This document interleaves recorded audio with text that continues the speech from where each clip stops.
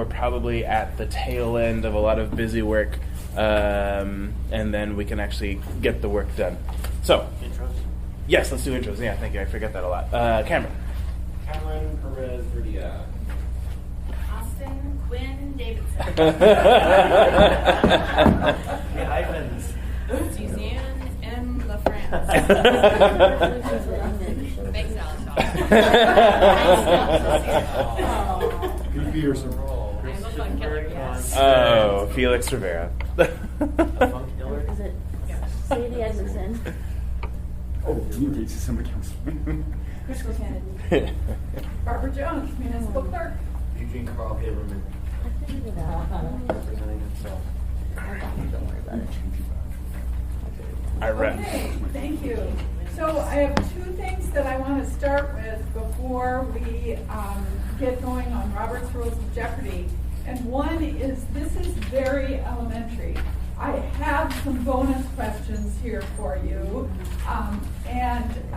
if you want them. But I wanted to keep this very elementary so that we all have the same basis in Robert's Rules of Parliamentary Procedure. And the second thing that I'll tell you is I almost always collaborate with people like Dean or Bill Falsey or Dee Ennis. And I did send this to Dean to ask him to take a look at it, but he didn't have the opportunity. So I told him he had to correct me if I made any mistakes. All right? So I think what I'd like to do is do 3 teams today. Sadie is going to be your scorekeeper. And so I would like Austin, and is it Cam? You want us to call you Cam? Is that correct? Oh, no, that was allowed for you. I misunderstood that yesterday. So. I think it was Cameron Steve. Okay. No, I so, think Cameron is probably better. Got it. So we're both Eric and I are going to be like needling him with Cam. Got it. Okay, so Austin and Cameron are going to be on a team. I would like to ask Meg and Suzanne to be on a team, and then we'll have Pete and Christopher on a team, and then Suzanne or Felix and Crystal. And if you want to get Dean on your team, you can do that. Okay. Wait a minute. That's not cheating. All right. So again, some of the answers are going to be in the materials that I provided. Some of the answers are not in the materials. But I tried to pick things that we do and that could help us move forward together. So with that, and the other rule that we're going to have, there's no buzzers, because we've done buzzers before on this, and it doesn't get good debate or discussion. So we're just going to rotate through the teams, all right? So your teams are going to need to collaborate, all right? So now, did I do this right? I've got 1, 2, 3. We got 4 teams. Can we do 4 teams, Sadie? Yeah, we can. Okay. Of course. Well, that won't work because you need to come over there. Yeah. All right. Yeah, that's right. We do need to see the screen, There don't was we? lighting screen, you can't see. No, you didn't. Now, I will admit, so just for some background information, Amanda Moser did start this many, many years ago, and found this on the internet, and there are like 10,000 little Jeopardies. I found one for a bar exam and one for a middle school something. So you can make the categories and the questions whatever you want. So there were a few of our Robert's Rules, and this one is specific to you, so it concerns the assembly. So I think we're ready, and we will start with Austin and Cameron, and you guys can pick one of the categories.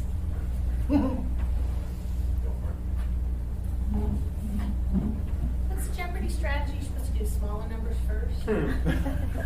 Well, I don't know if you've been watching lately, the guy that just about broke the record did the opposite of that. He started with the higher dollars. It's intimidating. Okay. Oh, no, you didn't for 100. Okay. The answer is, this motion is made at the end of the meeting and is not debatable. So you two get to consult and answer. You guys can think about it. You got to say it in the form of a question. What is a motion to adjourn? And the answer is, what is the motion to adjourn? So 100 points for that team. AK. All right. So now we have Meg and Suzanne. So go ahead and pick your category.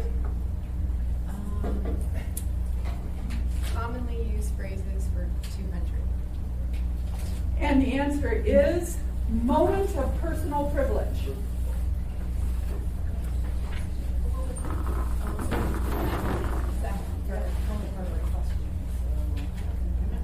What is typically, or it could be who is. Oh, we can look this up. Absolutely, you can do whatever you want. I didn't know This that. is There's no training. timing or anything? Well, there's no answer necessarily in there, but you You're can looking look. at personality. It's like, what is, like, what does that mean?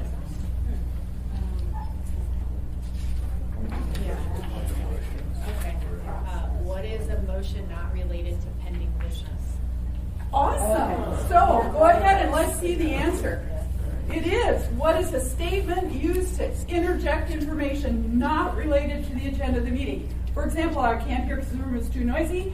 And the Dick Cheney statement, I would like to wish my wife happy anniversary. Okay. Or Barbara's advice, I'd like to make a motion of personal privilege to take a break when you have to go to the bathroom. Oh.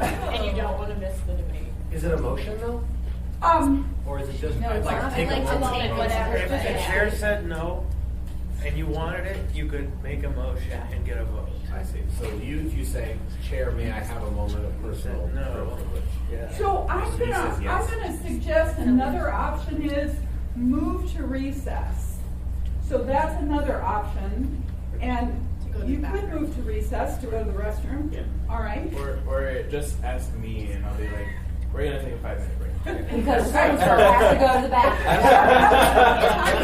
Now, That's our custom. And it's a interestingly, good on the custom. question that Austin and Cameron had, it was the motion at the end of the meeting that is not debatable. Move to adjourn is not debatable. Move to recess is also not debatable. All right? So, In the legislature, they use different parliamentary procedures, Mason's and they call rules. it an at ease. okay. Okay, so we get points for Suzanne and Meg. Can I ask a question on that? Yes. So not debatable meaning if you get a second, like to move to adjourn, if you get a second, the meeting's over. If That you is don't get a absolutely second, correct. then what happens? Then the motion dies for lack of a second, okay? So, and I'll admit, sometimes we debate, you know, those. Yeah. There have been times, like, for example, on your certification of the election. So, the code says that the assembly shall reorganize, and I have seen where the election was certified and someone moved to adjourn. And the reason was they didn't want to reorganize, all right? So those are things that become problematic for the clerk, but I just want you to be aware of that. Well, my understanding though is if somebody objects to that, Right. then you have to vote. And you Agreed. can actually vote not to adjourn. Agreed. It's not an Because automatic yes. it's not debatable. It's not debatable, But but then then you have a vote on it. conversation, but you would vote. So Yeah. you could say move to adjourn and then. And somebody go, no "I one- object." And then no one seconds. Or no one seconds. And then If someone you would seconds, say, let's have a vote.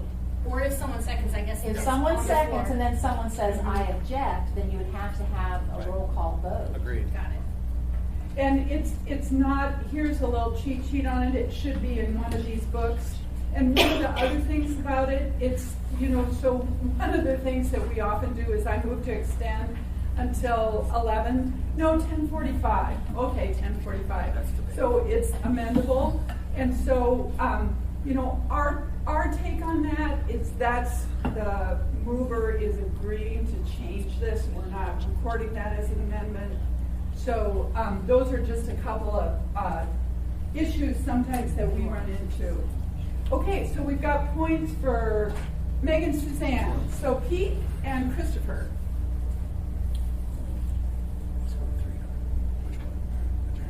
Okay, agenda for 3. Agenda for 300. The third order of assembly business. If you've got an agenda in front of you, that will give you the answer. Does anybody have their packet? So that's not really a Robert's Rules thing.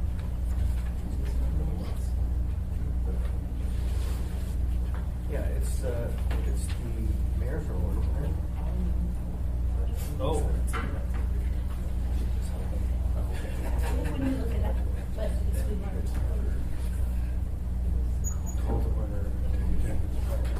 Okay. What is the Pledge of Allegiance?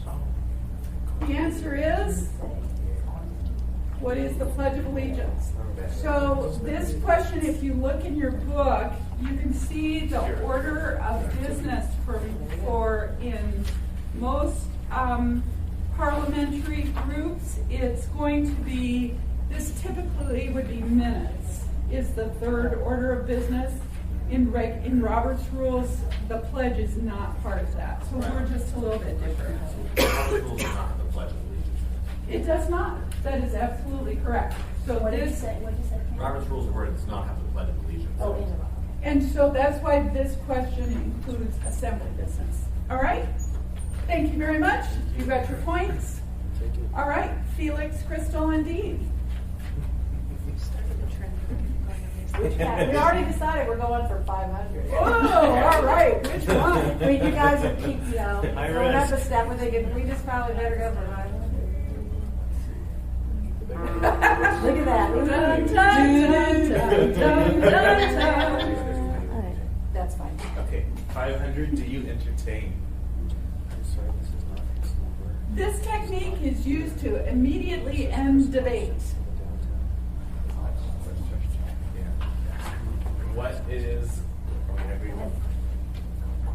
What is called to question? And the answer is, The previous question. what is to call the question? What is to call the previous question? All right. And I will tell you, Cameron is the first person, I think you and Bill Starr are the only people who have ever made that motion in the 6 years that I've been here. Wow. So. Say that again, Barbara? No one's ever made it? Cameron and Bill Starr are the only ones who've ever made that motion. Right. You know, if you look at Robert's Rules and read it closely, that's one of the motions that they caution against a lot because it is a move to seize people's rights to debate. And it's certainly something you want to be very, very sparing about. But you can vote it down. Yeah, no, absolutely.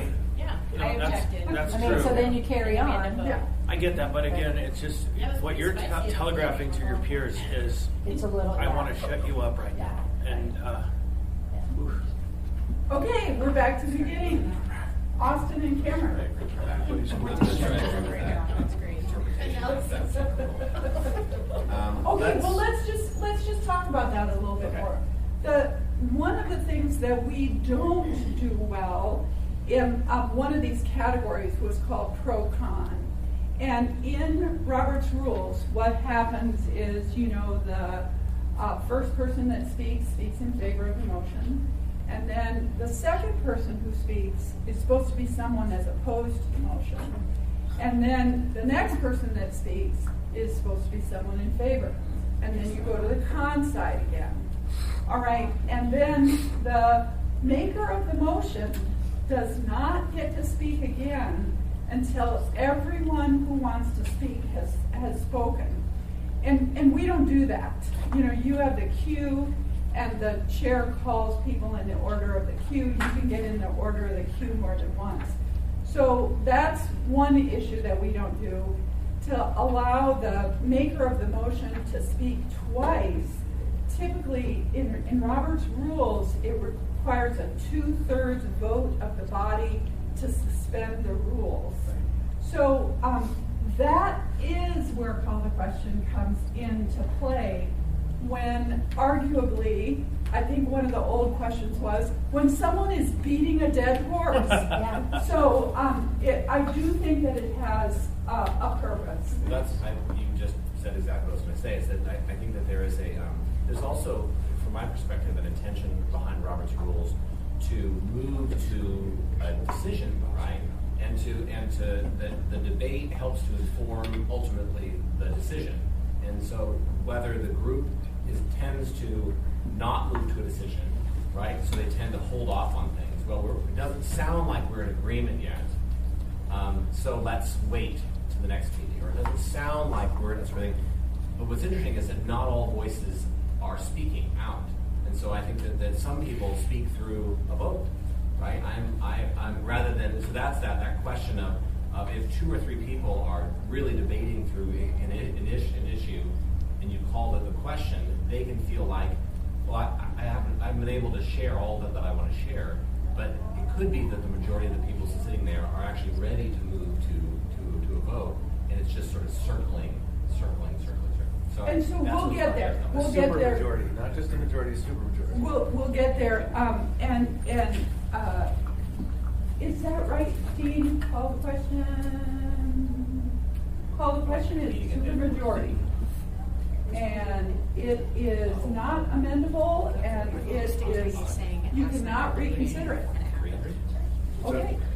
So which one? Hodgepodge for 300. Hodgepodge for 300, and the answer is the first speaker in debate on a motion.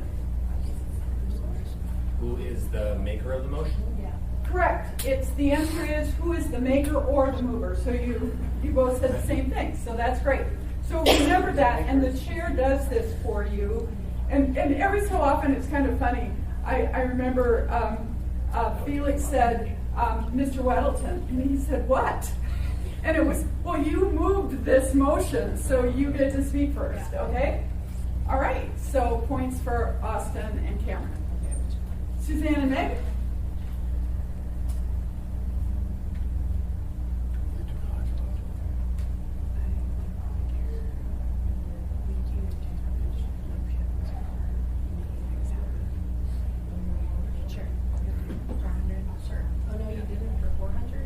No, you didn't. The answer is the presiding officer must remain impartial, so the presiding officer cannot take this action. Wait, what is that? The presiding officer cannot take this action. Oh, okay.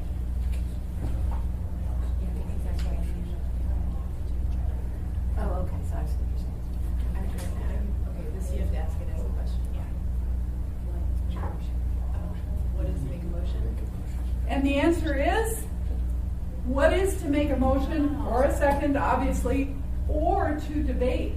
And so, what happens when Felix wants to debate? He has to pass the gavel, right? Yeah, I was like, wait a minute. He said No, he has to pass the gavel to a new chair, right?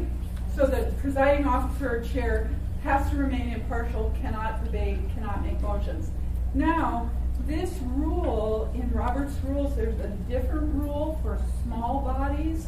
So if you have a committee or a commission, we encourage the commissions. I mean, sometimes like Pete, there's 4 or 5 of you on the ethics committee. And if you just sit there and wait for somebody to make a motion, so in the small committees or commissions, the chair is allowed to make those motions. And that's in Robert's rules? Yes, it is. Does it say what small is? Actually, it does, and I believe like even 12 might even be small. You know, because Robert's rules is for, giant corporations. You don't do that in assembly, and you wouldn't do that. But I just want to make sure that you know on a committee that that's acceptable. Okay? All right, so we've got points for Meg and Suzanne. Christopher and Pete.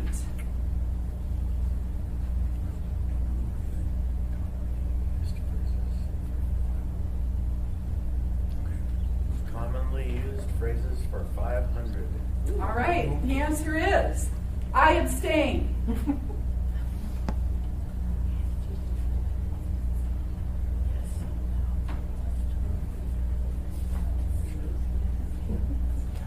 What is to not vote?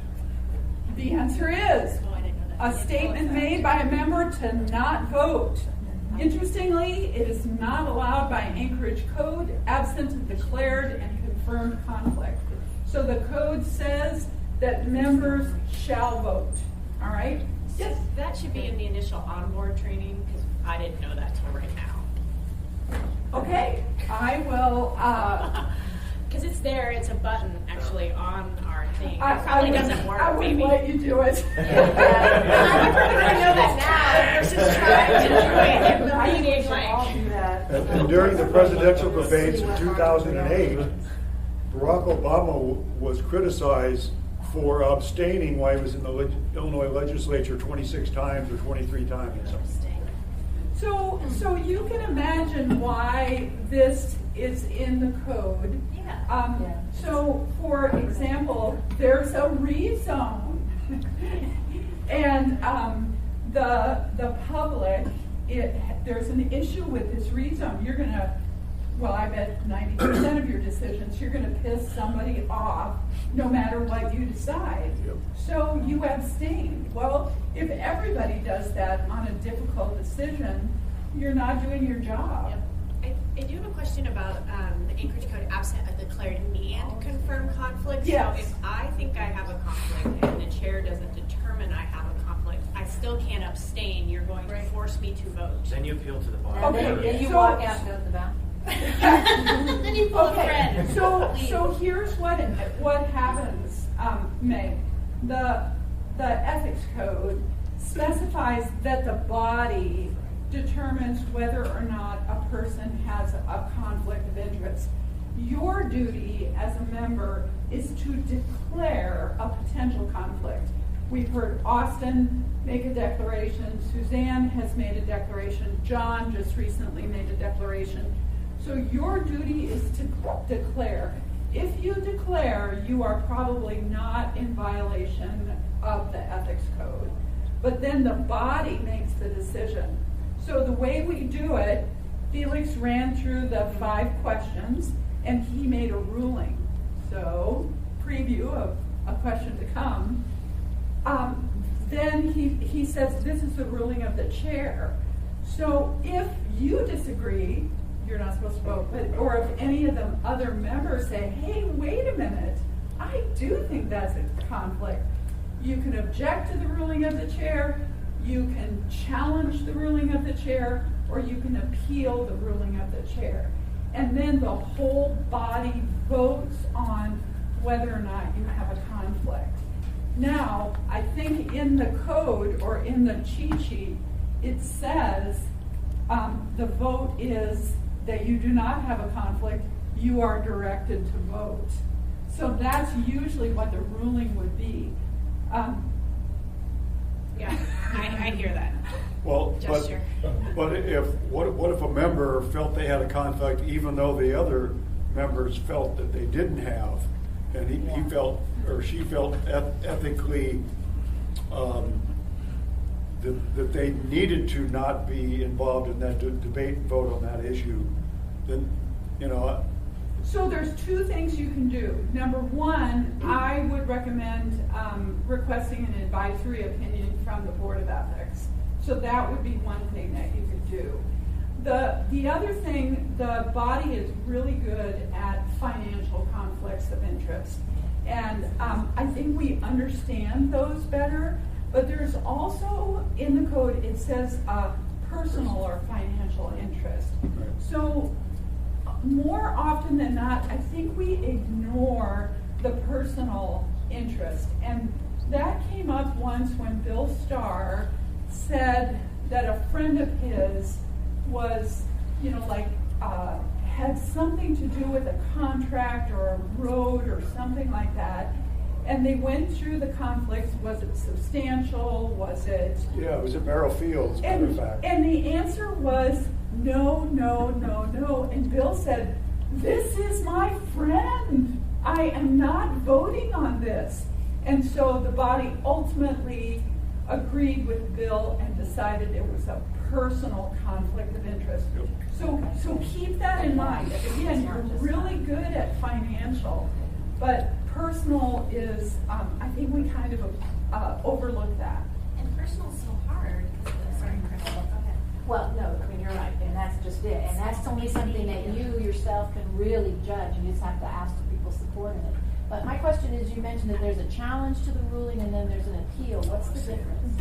I said those because they're all the same. Okay, got it. You can appeal the ruling of the chair, you can challenge the ruling of the chair, you can say, I object, I'm gonna manage those all the same way. The bottom line is you're gonna vote. You're gonna vote to support his decision or her decision if the chair's a woman. And then whatever the body decides is gonna be the answer. So in my term so far, there was one time when it was really difficult. It was awkward, and it was a previous member who's not here now, whose parents own a winery, whose liquor license was up for renewal. And the member said, I've got a conflict, this is my parents.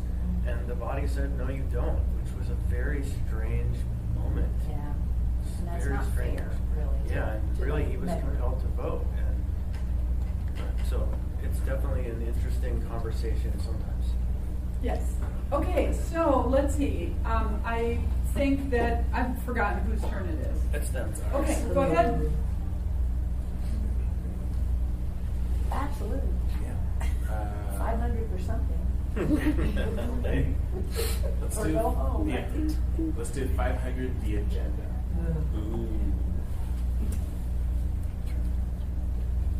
The answer is the last item of assembly business. It's a 500 winner.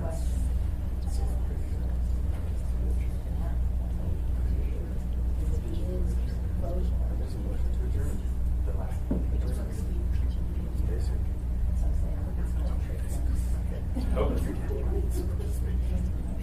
yeah, it's application members, comments, and then it's motion to adjourn. Okay. All right. What is to adjourn? The answer is adjournment or to adjourn. Sorry, I told you it was easy and they're not harder by the 500, so. See, and I thought that was not the case, because when we went past midnight for the public testimony, the question was, could we make a motion to adjourn or not? We ended up, I don't remember what we did, No. because is that considered business or not? Well, that was probably a screw up in general, so let's not use that. It's my data point. Let's not do it again. We actually got hell with the Northeast Community Council about that last night. Oh. You know, the Northeast Community Council is adamantly against anything that has anything to do with marijuana. They think the word should be taken out of the dictionary. And so we were doing our reports last night, and they, of course, brought up the fact that we had passed on-site for edibles of marijuana. And then they said, yeah, you guys had people doing debate well after midnight, you know, and we thought you were required to shut down at midnight. And then you had even more people coming in the next meeting, and they're saying how controversial it was, and we may end up with 1 or 2 or 3 businesses that decide they may try that, and then it may not be financially viable. And So yeah, it's I'll just say that on my end, there were a lot of different opinions that I had gotten on that issue, so I decided let's just do it because these folks were waiting. I did ask though after that meeting for Dean to get me sort of a formal legal opinion of this allowed or not, And I haven't received it. Okay. That is a good technical question. Yeah.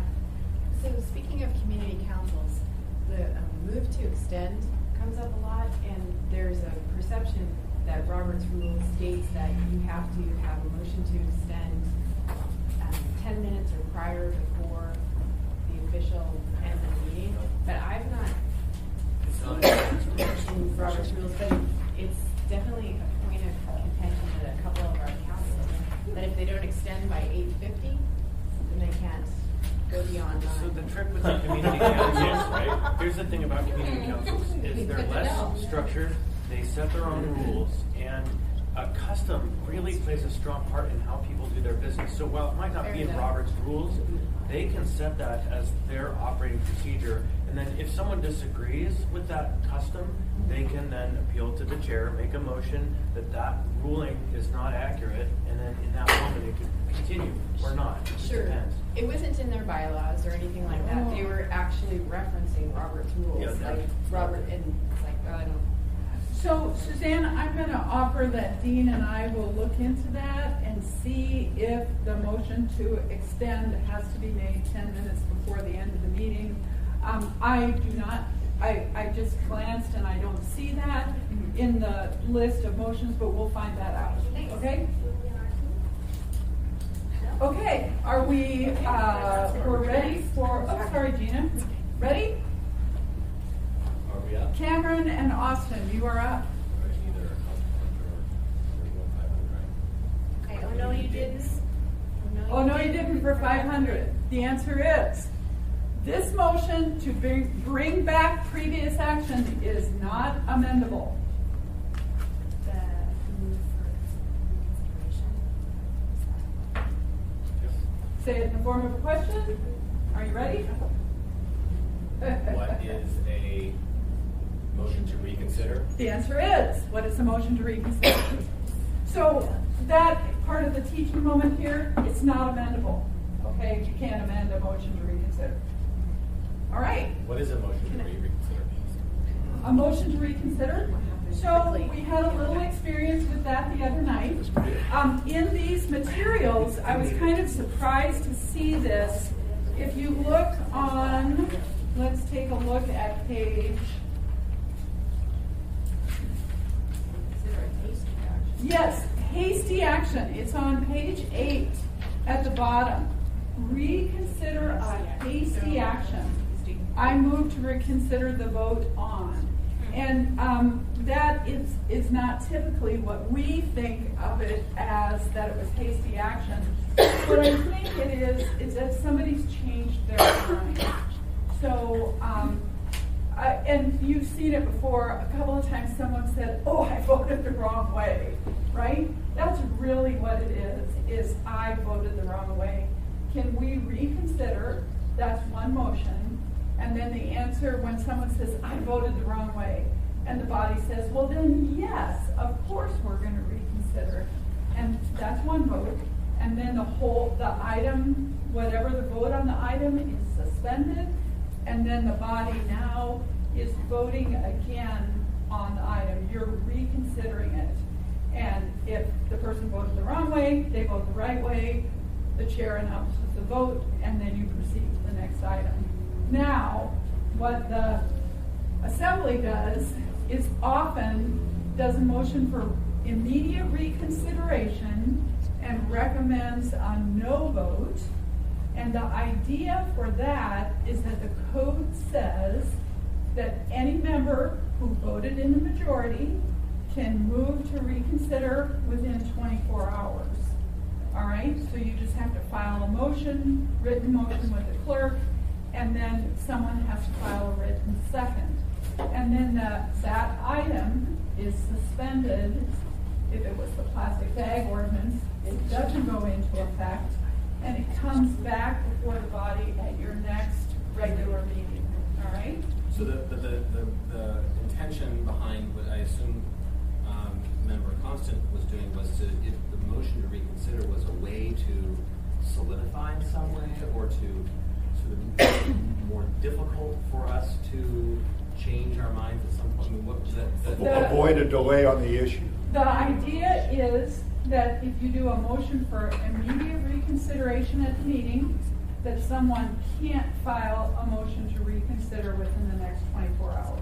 And That's so, the idea. If I can get a little political. So the main reason why we do it, and sometimes we'll have members who might vote yes on something just so that they can do the motion to reconsider and delay the topic even further, which It's happened. we really shouldn't do that. We should vote how you want to vote, but sometimes that happens.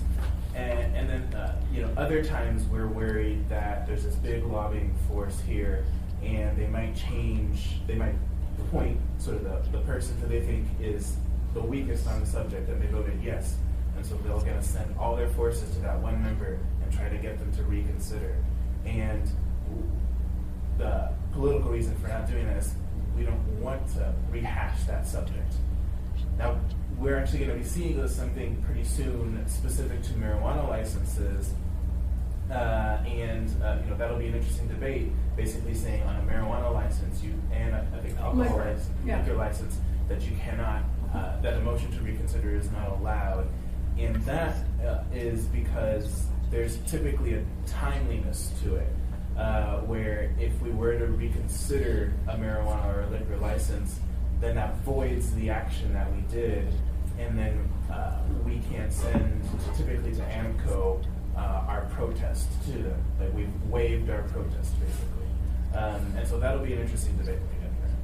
I think that is an interesting question. Okay, I'm not sure who was first. I actually think Christopher had his hand up a while I ago. actually didn't, but I'll wait. Okay, so this is definitely a topic that is we need another whole meeting. sensitive and interesting. Okay, then Meg? Does motion to reconsider, is it affected when we're in a quasi-judicial role versus just passing ordinances?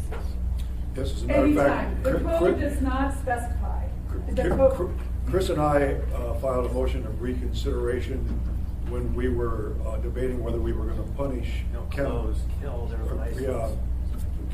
close Cannabascia for, originally it was 30 days, and we managed to get it down to 14 days, and we filed a reconsideration to try to talk people into getting it down to 7 days. We were unsuccessful Didn't in it end that. up going up? No, Oh, no, it it- just stalled and then was to 14, so it was longer. But they had more time to help their employees buffer the loss of a job that was because of the action. And so, but yeah, that was definitely an action that would be foreclosed by the new ordinance. And I don't necessarily object, and we'll have that debate when it's time. But this is a very sensitive topic because, like, if I go way back with Carlick Manor, where that organization got their conditional use to operate, there was a process in front of the Planning and Zoning Commission that to those of us in the neighborhoods appeared to be extraordinarily corrupt, where there were activities going on, items laid on the table that no one in the public had ever seen, and that was a ruling of the Hand Commission, where the Hand Commission voted down a resolution of support to that project. And then 2 weeks later, in the middle of the night somehow, the leader of the Mental Health Trust Authority convinced a member to change their vote.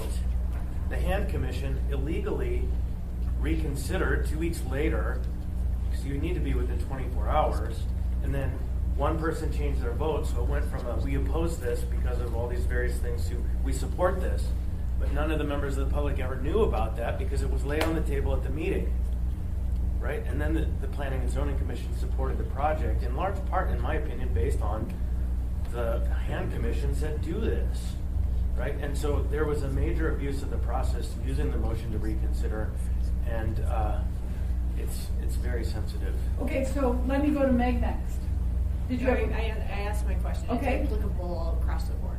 Okay, John. I had a question, but I comment on that. I was on the planning commission there, and actually we made the decision on Carlick Manor based on 100 public comments. It was huge, not just on one document. But for the motion to reconsider, we did like on the plastic bag ban. We had a whole bunch of amendments, and they were convoluted and weird, and one was absolutely extreme and unexpected.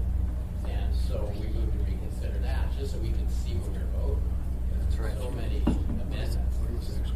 So I voted yes, so I could call for reconsideration on that. And it was really, I want to know what we're voting on. I don't think we knew what we voted on. So you may say we shouldn't do that, but I think absolutely we should. That was important to do. Okay, Crystal's next. Okay. I was just going to say, it didn't happen a whole lot in the Anchor School District, but it did happen once in my 9 years on the board, and it actually worked to the better. I mean, I can see where it can backfire in some ways, or you can use it as a political strategy. But in this case, it was with a contract, a construction contract, and it was a 4-3 vote because there was just a lot of loose ends that didn't make sense to a lot of people. And I was on the dissenting side, which means you can only be on the affirming side to actually make the motion to reconsider. And you have to be one of the people on the prevailing side to actually make that motion. But, afterward, in talking with one of the members, I kind of explained a little bit more about what was going on, and they said, oh, wow, we should never go down that route. So they, within 24 hours, and that was the 24-hour key, is you have to make that motion. You don't have to consider it within 24 hours, but you have to make the motion, and then the item goes on your next agenda. Motion and second. So we ended up coming up with a better solution after we had more of an opportunity to really flesh out all the things that needed to be looked at. So. And I don't know about Robert's rules. I will tell you that in the Anchorage code, it says 24 hours for the motion. Okay. I presume that Maybe that's the not school board Robert's has rules some specifically, other but- rules. So No, we I have don't. 24 hours. So the school board has 24 hours either in your bylaws or some policy. I see what you're saying. It's not specific to Robert's rules. That I know of. So I'm just letting you know that I don't know about the hand commission or. They're under the municipal code, so. But not your code. This is assembly rules of procedure. It does not apply to anyone except the The assembly. municipal attorney ruled that it was untimely. Different issue, not based on your code, okay? So I do So not. ours is 24 hours? Assembly is 24 hours Okay. by code. Okay. Dean. Yeah, our Robert's rules add the default, but our code modified is 24 hours. The Robert's rules says you need to make the motion to be considered the same day as the motion is made. So if we have multi-day meetings, it says you need to make it the same day. So in our meetings, we need to make that motion that night of the assembly meeting. You can actually make it at any point during the meeting. We voted on it, and now we're going to make the motion. We modified that to 24 hours in writing, and making the motion to be considered. And one other point I want to add. Which one applies? The night of or within 24 hours? That just can't. Oh, Robert's rules. Oh, we can do both. either. Either. Okay. And one other thing that I want to remind everyone that Crystal said, remember, she said the mover has to vote in the affirmative, but the seconder does not, okay? Okay. Okay, so I think someone else, was it Suzanne? Was it you two? I don't have a hand, but just since we were getting stuff out on the table, I just wanted to say, I wish the body would consider not using the move to reconsider in a political way, because I feel really frustrated sometimes being forced to vote yes or no. I would prefer to at least wait till the end of the meeting in case a member had like a real reason to want to reconsider. So I always feel like when you do the immediate, we take that away. I think you may have said something like that, John, when that came up last time. Sounds wise. That sounds I was basically gonna say the same thing, and when I first came on the body, I felt like people always did it, and I just think it just kind of makes us look bad, and I really appreciated John standing up the other night and saying, like, there's a reason that we have this, and I don't think we should do it, and I appreciated that process. Christopher. And I take the opposite position No. that you should have every right to make any motion you want. You've earned that right. You were elected by your neighbors, and the rules say you can. And in that way, we should continue our practice in using our judgment. And if the body says no, or if Mr. Welton has a wiser path. But there's no way to say no. That's no, not there process. is actually. There is. Mr. Welton did But then you actually. have to vote to reconsider. No, he didn't. He made the argument clearly that if you do this, you're going to lose, and here's why. And he did that in a very subtle way, and it was effective. And these are the tools that we have. We need to use them. And in the context of that liquor license, it was the marijuana license. It's an important conversation to have, because literally a minority can eliminate the body's right to file a protest by making a reconsideration happen. And after that whole process, I realized that it's fairly abusive.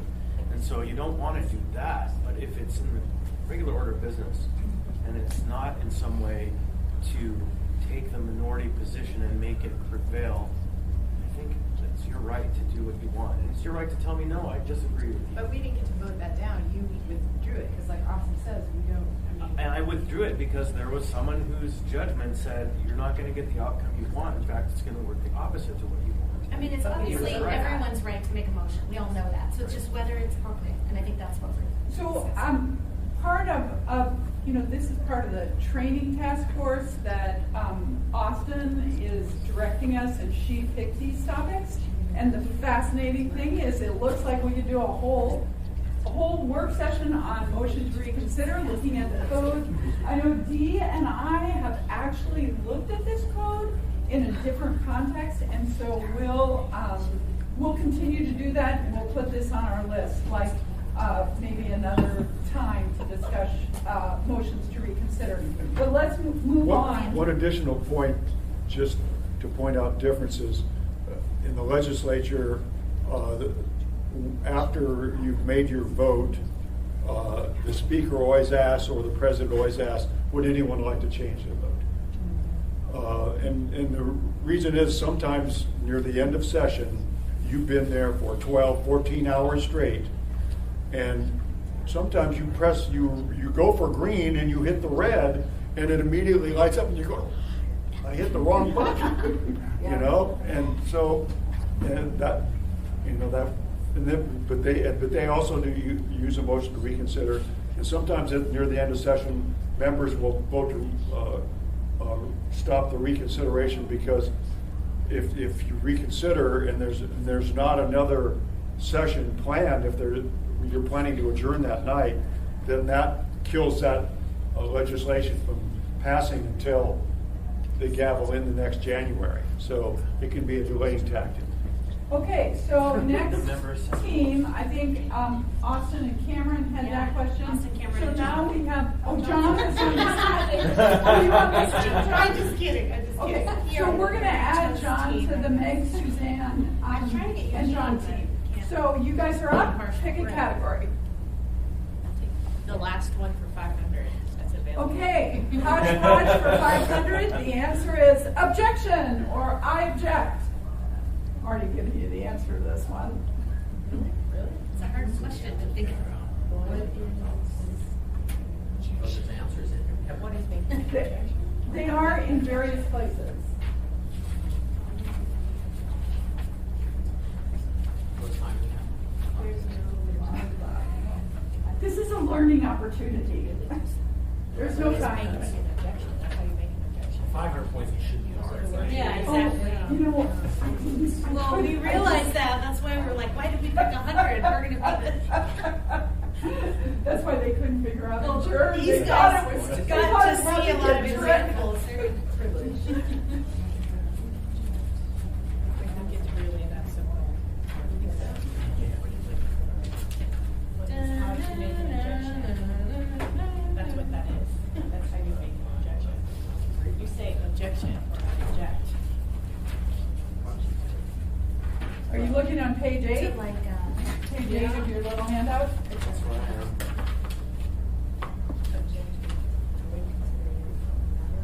Yeah, that's what an objection is. So what is, go for it. What is avoid considering an improper matter? Okay, so the answer is 2 answers here.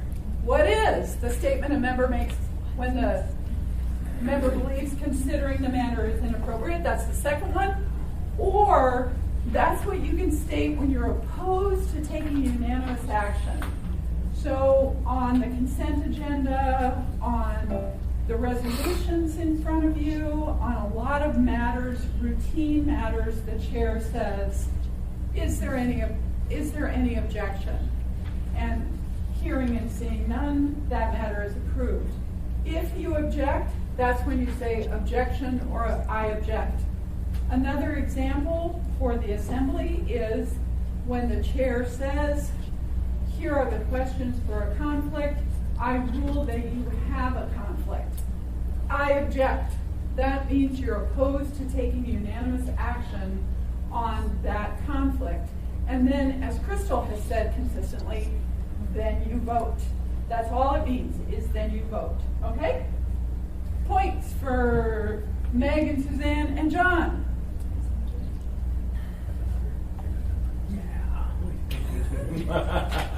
Okay, Pete and Christopher.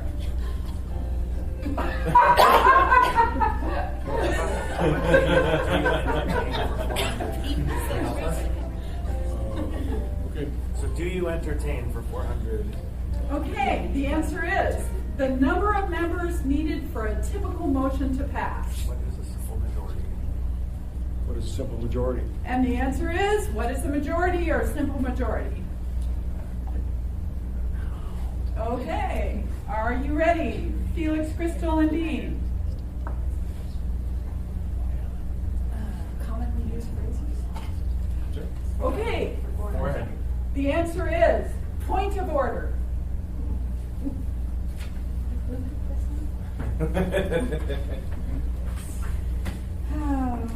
So we're, again, you can look at page 8 for this one. It doesn't fit.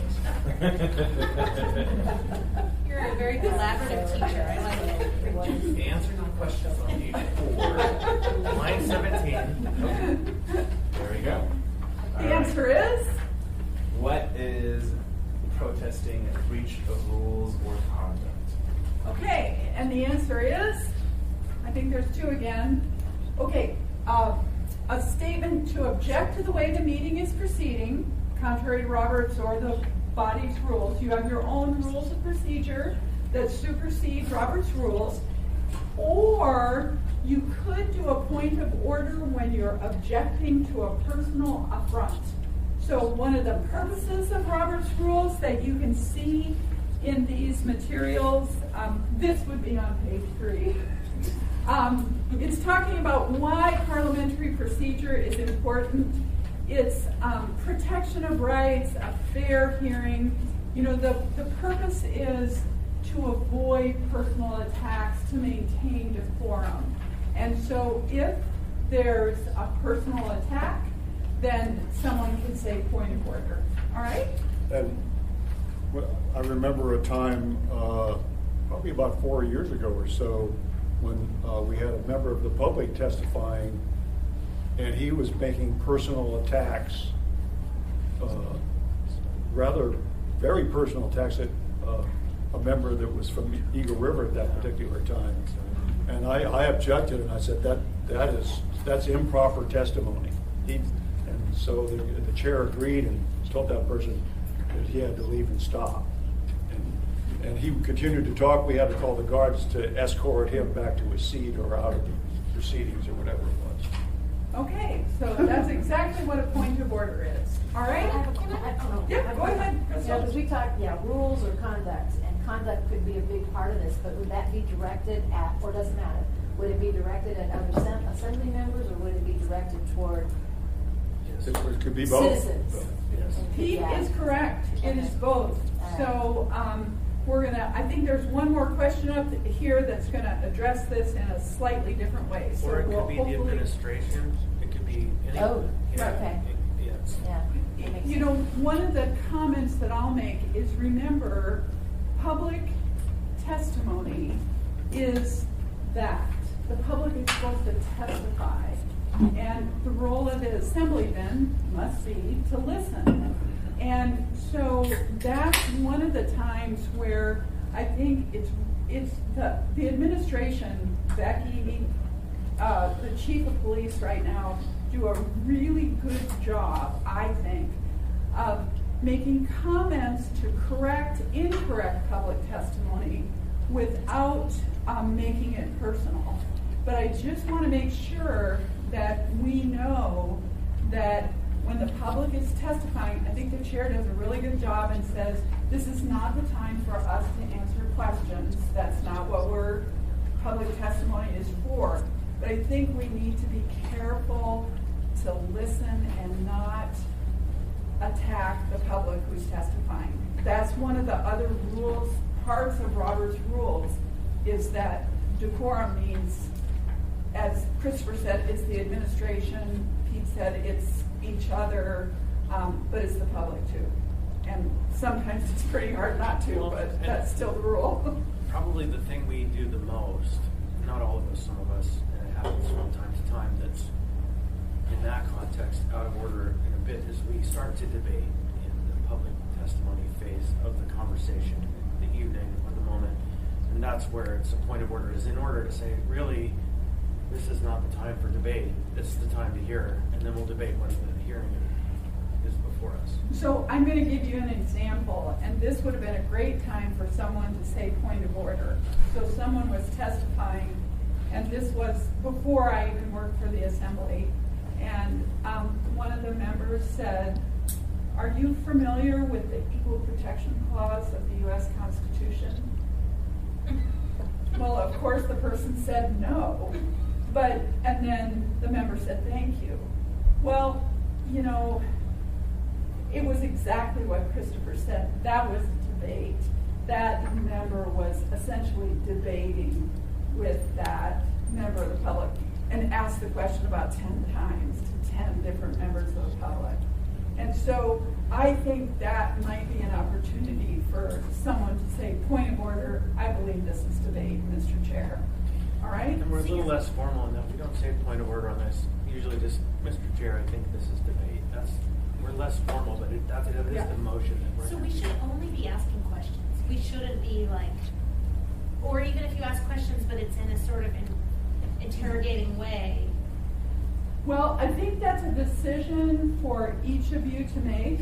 Those are political decisions. Those aren't decisions. But I'm trying to tell you what Robert's Rule says and what the code says. The code calls it public testimony.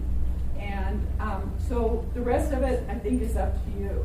So, I mean, I'll give my opinion, which is questions should be either clarifying or informational.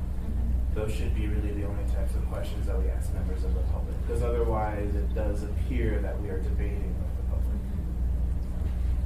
Just a question then too, if you try to if you make a motion on a point of order, do you have to say why? I mean, should you really want to reason like this is just not germane to the conversation, or this is antagonistic, or I don't know. You know, I think your point of order is always helpful.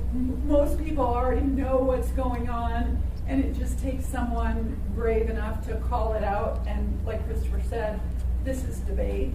You know, you're getting into a debate. And he could say that. Point of order. It appears that through the chair, it appears that the member is debating with the member of the public, and this is public testimony. So you could say that. But I think if it's helpful to have a reason. It could be to object to a personal affront. It could be because the meeting isn't proceeding correctly. You didn't move to change the order of the day. So you probably should say what your point of order is. I went to some training last fall, the school district, and they had some photo board and some but I did a bunch of other synchronous and us, but they have 6 recess, the point of order. They when we got it, the whole process was a member says point of order, the chair is supposed to say, recognize that person, and then what's your point? Yeah. What's your question? Rather than just blurting it out first. Yeah. What's your point? Barbara, Yeah. you just hit on a whole other thread of conversation worth exploring. Maybe not now, but you just did that kind of grandiose demonstration of through the chair. And that conversation happens a lot, and people often don't understand why. They think it's officious. They think it's any number of different things. So what are your thoughts on why? I think you should probably hold that question. Okay. Okay, so we're good with point of order. I have forgotten whose turn it is. That's why I It's asked their turn Sadie to to be be here. here, yeah. Okay, so Austin and Cameron. Oh, great. 1,000 points.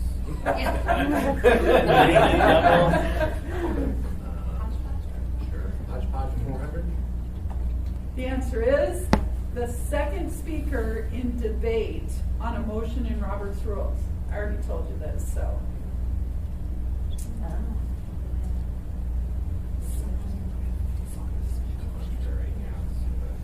Okay, in the form of a question? Who is someone who disagrees or is contrary to the motion? And the answer is a member who is opposed or con. So great. We don't do that. We just do people in the order of the queue.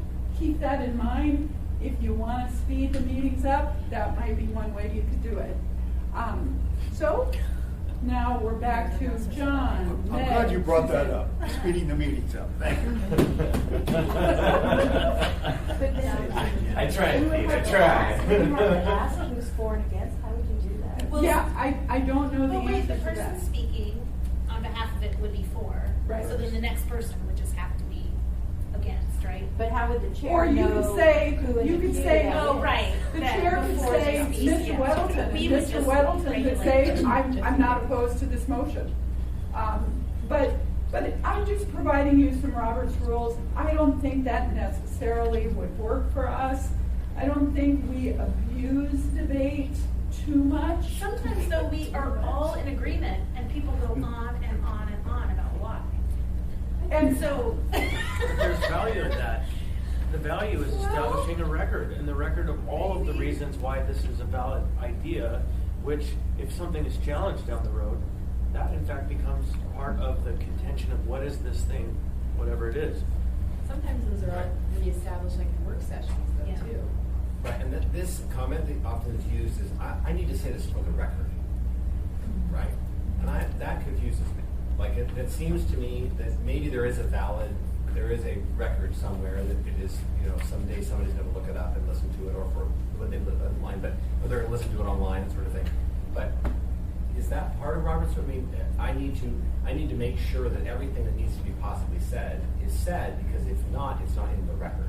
Well, I'm going to tell you, I don't necessarily agree with that. And I'll tell you one of the things that you probably saw at your last meeting, the Watershed and Natural Resources Commission had that resolution, and the clerk's staff put an AIM on top of it, and we laid it on the table. Now, because we did that, that resolution is part of the record. It's part of the permanent record. You all got it by email. And the email is, we maintain those for 10 years, but they are not part of the record on that item. So my request is that if you're the sponsor of that, your AM is where you should be saying why you're in support of this. Suzanne recently, I thought it was Suzanne, but I could be wrong. It may have been John. But I thought one of you did a whole bunch of amendments that were whereases on the rezone. And it was taking what you heard in public testimony and adding those to the record. And so that's another way that you can do So it. the justification for it is in the whereas, that's the justification. And so if I'm going to vote for it, simply stating why I'm voting for it, if that's already been reflected in the document itself, there's no value in necessarily me verbally stating it. Well, I think you said this earlier. Sometimes you say your position by voting. So yes or no is probably enough. Now, I will tell you, we have a case right now that's on appeal to the Supreme Court. So we went to the hearing officer, to the Superior Court, and now we're at the Supreme Court. And it's an old ordinance that we're looking at maybe from the 80s. And yes, the public testimony is part of the record. We're talking about the debate that the members had, and that they included in this ordinance X because that was important. So it does come into effect. I think the issue that you want to talk about is how to do it most efficiently and most effectively. I think the whereases are one way, AMs are another way, public testimony is another way. But I would, stating your opinion and the reasons you're in favor is another. But we're back to don't beat the dead horse. Okay? Pete? I've used that on a couple of occasions, and one of them was when we were talking about trying to figure out a way to get the 4th Avenue Theater rebuilt, and the person who was the current owner was answering questions from members, and my question was, why, for the record, will you work with the Historic Commission of Alaska to save as much of the 4th Avenue Theater as possible? And I wanted to get him on the record saying yes, he would, because we had groups from Anchorage that had formed trying to save the theater, and they thought that them using the theater to build a hotel or whatever, they're, whatever they were talking about at the time was a bad thing. And so I just wanted to get him on the record committing to that, Okay, Christopher? There are a couple of examples that are germane to the work that I'm doing that demonstrate to me why it's important to establish a full and comprehensive record. The first one is, I live in the downtown district. The downtown district is the single member district, and there's been, for as long as I've been involved in the community, this conversation about how, the single member district was supposed to rotate. And you look in the code, and you cannot find that anywhere.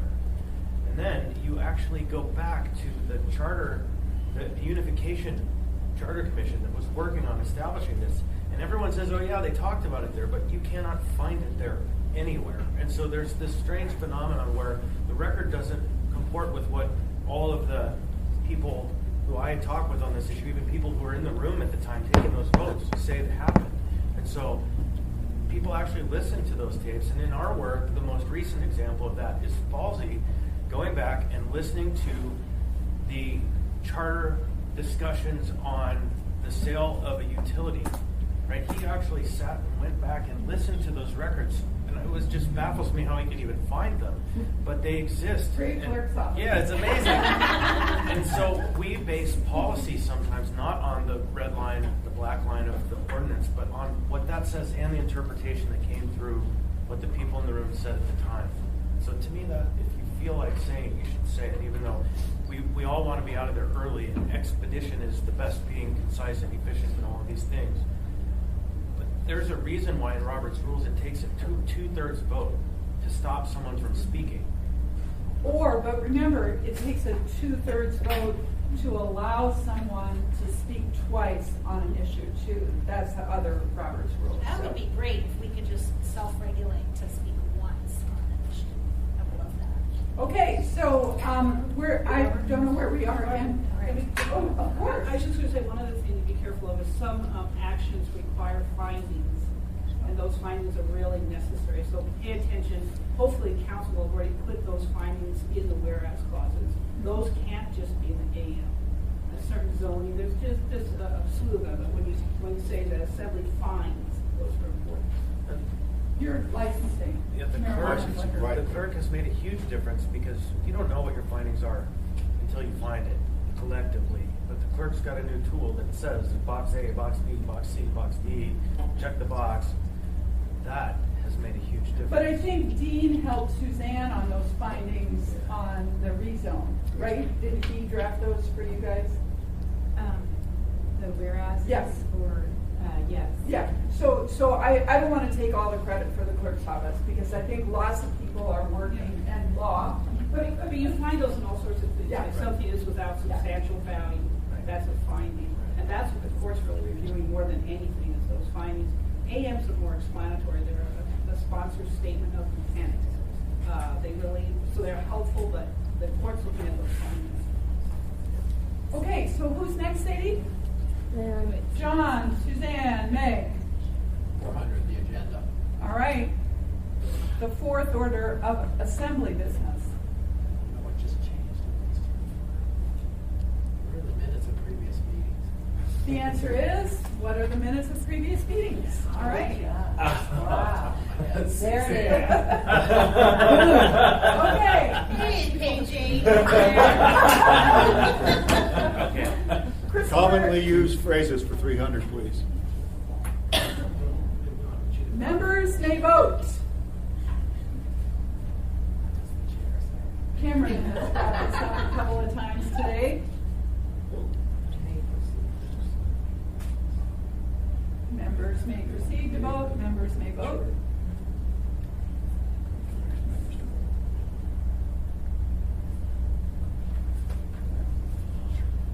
That's a strange one. How do you put that in the form of a question? What is it at the end of debate the chair directs the members to vote? Okay, good answer. So let's see specifically what it is. There's two things I wanted to show you. One, what is the statement made after debate is concluded? So you got that right. But what Cameron has been referring to several times is voting is how the body makes its decisions, okay? That's what voting is in Robert's Rules, how the body makes its decision. So That's both. it's both. So you guys get your points. Now we're back over to Felix, Crystal, and Dean.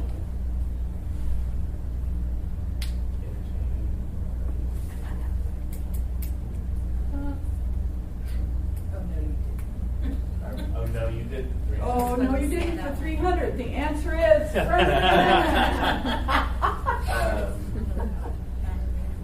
What is fake?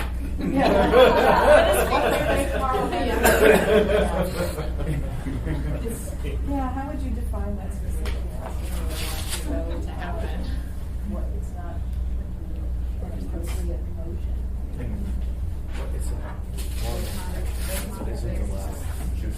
Informal action. But it's inappropriate. It's not really valid. Yeah, that's not very. What is not? What is invalid? Oh, yeah. Yeah, what's your I know, right? Like, how to process it. There maybe there's something to better define. So what is what's basically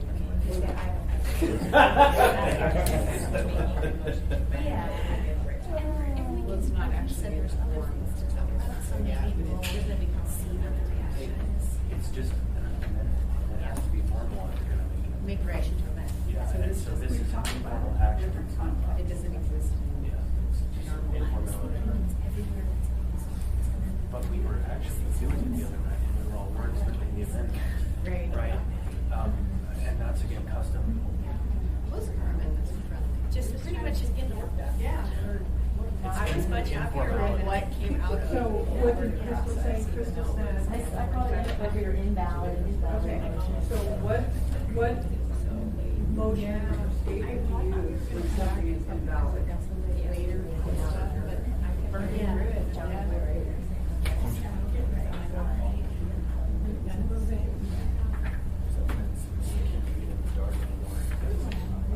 I know. Yeah, totally correct. Yeah, it's hard because that's like One notice is wearing my glasses. The meetings, otherwise, at the end of the night, I can't read anything. Yeah. I can see still, I just can't read. I'm starting to get, I need my second year. And I have the blue block like you do. Screen color, like Suzanne's. It helps. I have the blocker on the left. Okay, the answer is. Description was coming down when it was Our timer's up. In the form of question? Yeah. What is,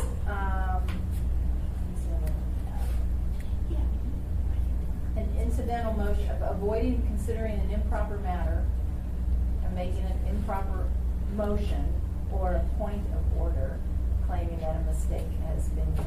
So Okay, it's she just got the like- whole kitchen sink there. The answer is exactly that. It's out of order. Right, Bad. so she gave you the definition for point of order. I know I have A friendly difficulty amendment reading is out of this. order. You all know that. So if you have, you can do an amendment to the amendment. You can't do an amendment to the amendment to the amendment. Or, I thought we actually did pretty good. Just take a break and rewrite it, right? With Meg, we did a great job. But you can do an amendment. I move to amend the amendment. You know, Did you just say you can't do an amendment to amendment to amendment? I feel like we've done correct. that before. Never. Huh. That's correct. Yeah. Yeah. Because we get really deep into the. Yeah, we do. So that's why I wanted to share that with you. You know, you can, instead of saying I have a friendly amendment, just move to amend the amendment, okay? And remember, I move to amend, I second. I move to amend the amendment. You don't have to ask permission because the amendment is on the floor. Yeah. And then if you move to amend, your amendment comes first, all right? That's the order of motions.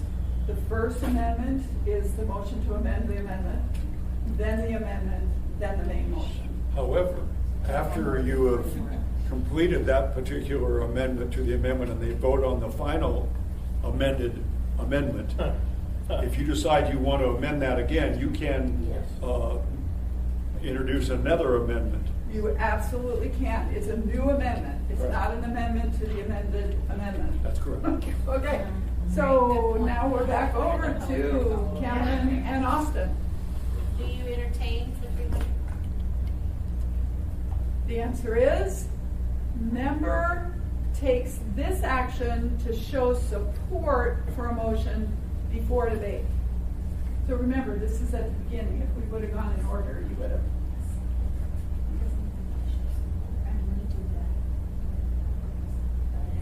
That was what exactly. I guess. You have to get that support in order to Yeah. debate it. Yeah, it must be the answer. It's just not how we really use it. Yeah. What is the second? And the answer is, What is the second?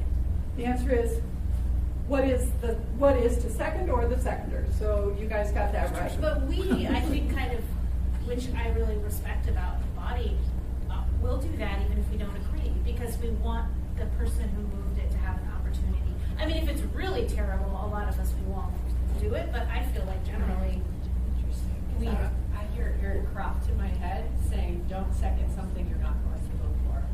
that's not, I mean, I think people a lot of Yeah, times. because you don't know until you hear Yeah. the reason for it sometimes. I mean, I know I've changed. But this is the same debate of debating an issue and through the debate getting a sense that maybe it's too confusing, so then let's wait to another meeting as opposed to moving to action. It's like this, I think that the point of this is that if you don't generally support it, I don't think you should second it. I mean, I think that that's dangerous to just do it to get to the debate, and then it's on the floor.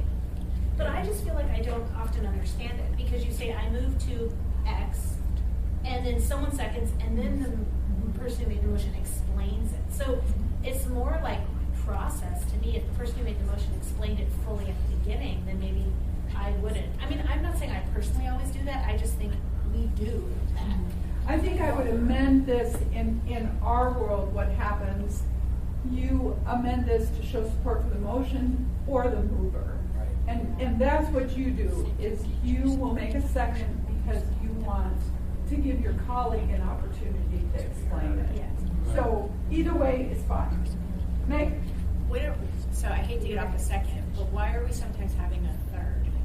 Oh, great question. That is a great question. Okay, but it's a daily double. Oh, All right. So this isn't. I don't have a daily double, but I'm going to ask this question. Okay. First stand up. Or whatever that is. Well, Meg gets the daily double. Oh, She asked the question. Yeah. Okay. I hope you know the answer. They do. Okay, thank you. So how's this work? I don't How know. many assembly members does it take to introduce an ordinance? It's 3. So what is 3? Sorry. Anybody else? Two, and then it takes a third to set the public hearing. How many one. assembly members does it take? Oh, to 9, because it's the consent agenda, or I mean, majority. No, you said the introduce. Majority. It takes one. Depending on when. So if you get it into the clerk, it just lands on the agenda, you don't need any other action, and so that is one person. If you think about this, so here's the issue, is that if you guys have been working really hard on what your vision and what your goals are for the assembly, where your goals could be very different than the 10 other members. So if it required 3 or 2 to get your ordinance before the body, you have no voice. So to protect the rights of the minority, I believe is it the charter that says charter, one member to introduce an ordinance. Okay? So. All right, but part two, daily double, we're gonna give it back to you, Meg. I want the 300 points. How many assembly members does it take to set an ordinance for public hearing? I give it to Chris. Yep. Well, they're looking to us for an answer. Yeah. Chris already got it. So, well, that's okay. It's still your question. If he cheats, you can still use the answer. I didn't cheat. You know this. Take 300 from him. You know this. That's why you asked the question. I didn't cheat. 3. Move to introduce, second, third. Is it the charter again? The charter says 1 to introduce, 3 to set for public hearing. So even though the minority is protected by allowing them to introduce with 1, it still takes 3 members to get it set for public hearing. And the reason is you could have just total garbage for public hearing if you didn't have at least 3 members interested in that ordinance. Okay? So if it's on the agenda and someone pulls it off, like we've had happen when there's a conflict. Yes. And then when it comes back up, it does not require the support of the second and the third to put it back on. That's the public hearing part. Because you could essentially kill it and the minority doesn't really have those rights. If it's not set for public hearing, it's not really. That's right. So let's say we have one of the ones with a conflict we did last week. It got pulled. There was a motion, a second, and a third. It's set for public hearing at the next meeting, and the member who had the conflict did not vote on that. Now, typically, it's on your consent agenda, and when it's on the consent agenda, all 11 of you approve it. So for the one that got pulled, that's why it has a first, second, and third. So only way something that gets pulled is going to get set for public hearing. And then it could essentially be killed too. If there's, one person who's trying to get something through, just because they get it on the consent agenda doesn't mean it gets introduced. Because then you might pull it off. So you really do need 3. Like if you're opposed, you could pull it. Right. And then. That's introduction. Mr. Dyson did that 2 weeks ago.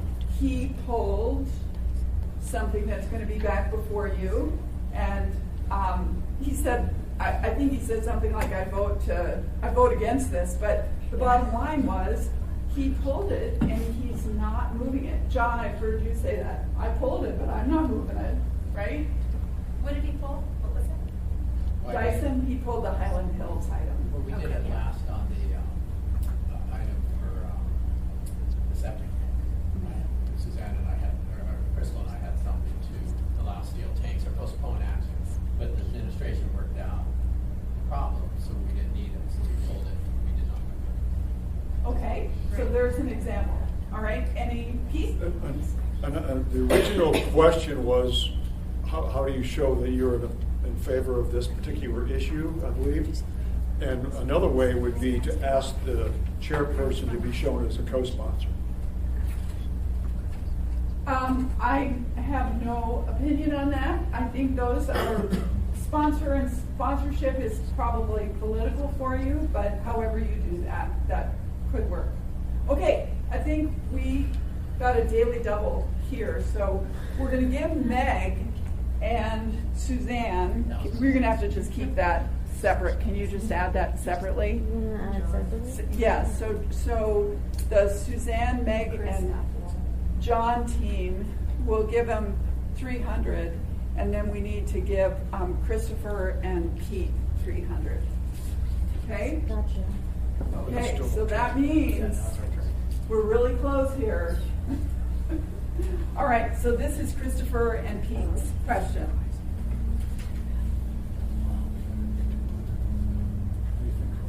Yeah. Oh, no, you didn't for 200 bucks. And the answer is, speaking more than once before all members who wish to speak have spoken. And the answer is? Yeah.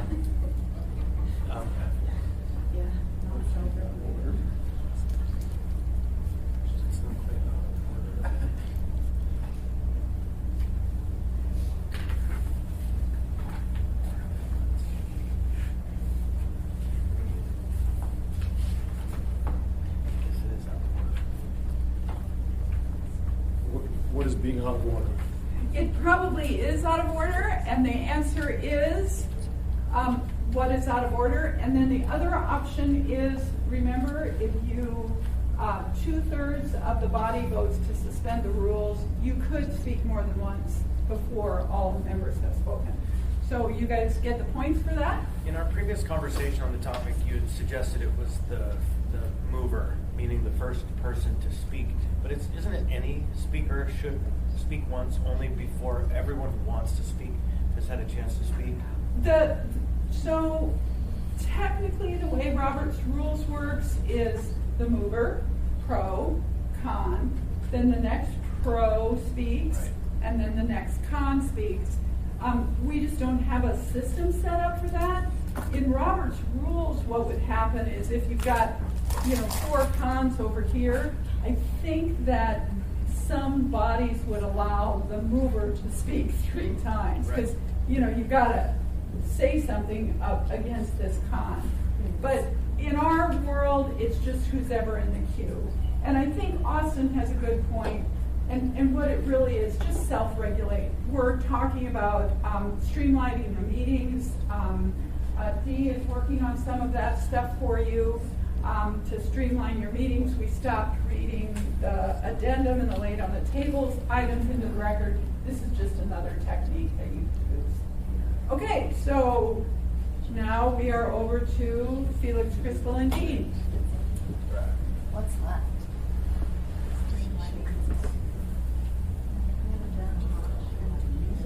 All right, hodgepodge 200.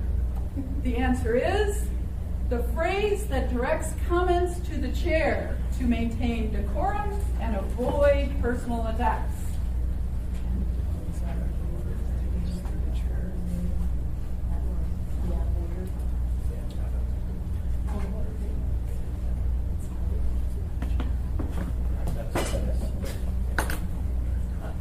What is a point of order? I am sorry, that is not correct. The answer is It is through the chair.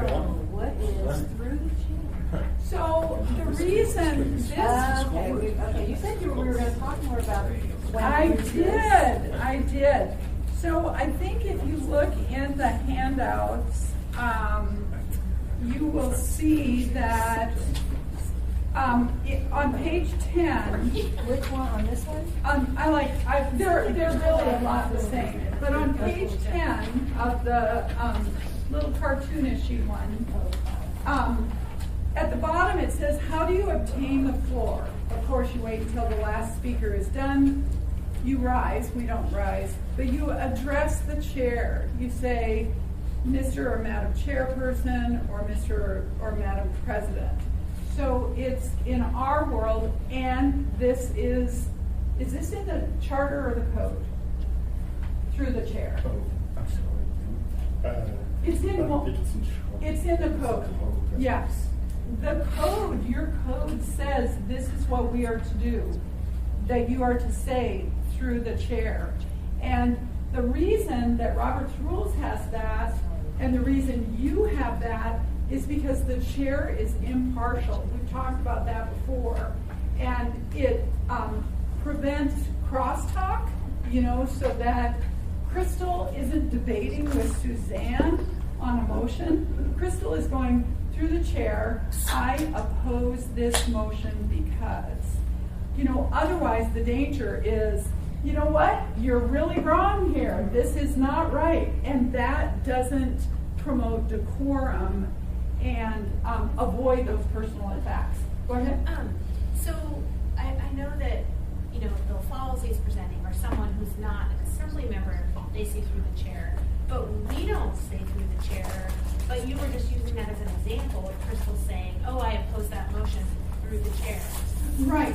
Typically, that is what you would be doing. You do it at your work sessions. You say something. We're a little bit more informal. But sometimes the members do say that. But I'm just letting you know, yes, Falsey. So we're supposed to. We are supposed to say that. You should. Yes, Even you though I should. have the floor, I Yeah. have to go through the chair. If you were doing Robert's Rules, and this is actually in the code. So, yes. But I've been recognized by the chair.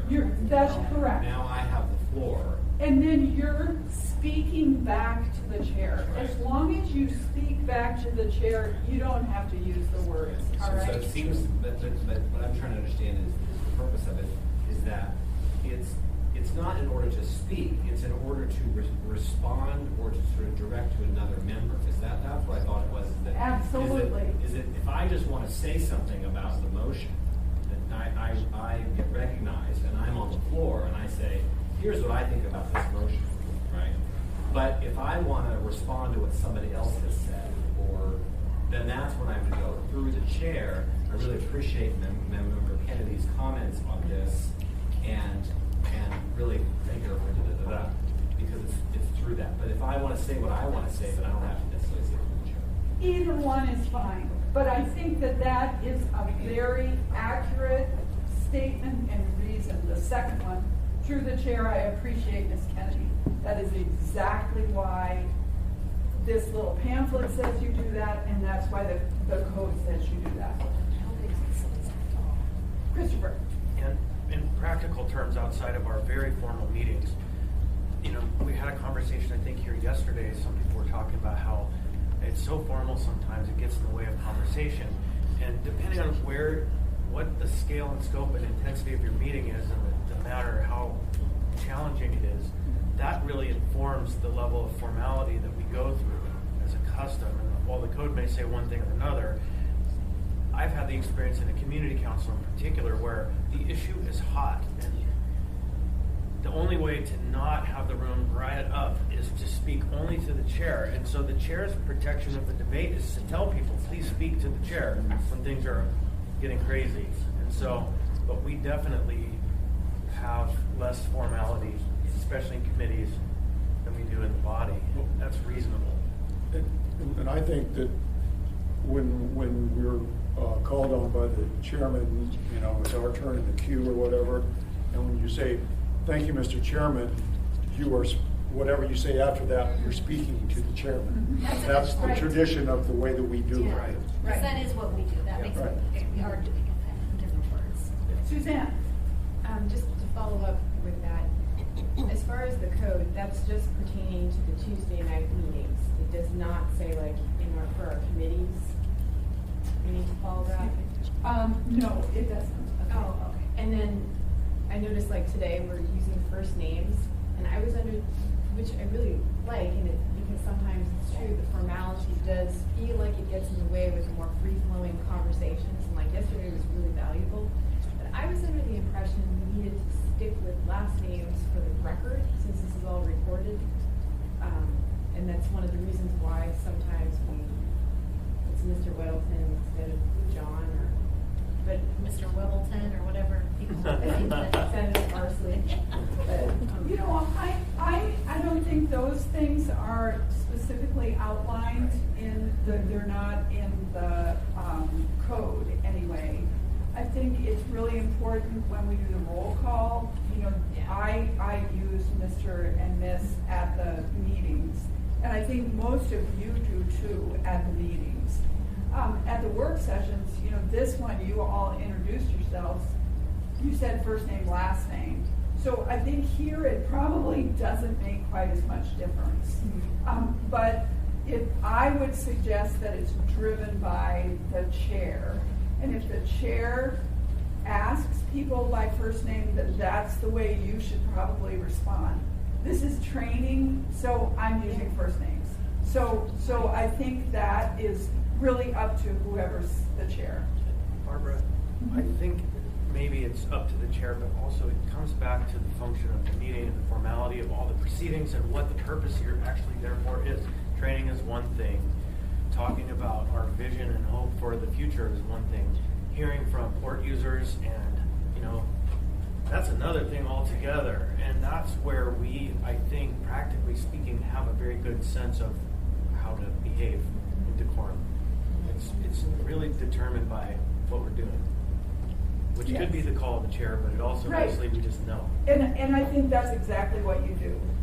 Less formal, you're less formal. At the meetings, you're formal. Okay?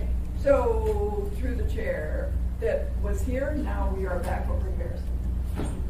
Okay. What's left? Now the competition.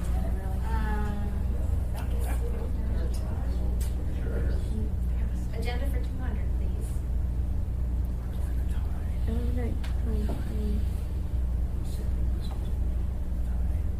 The second order of business on the agenda. If Suzanne's little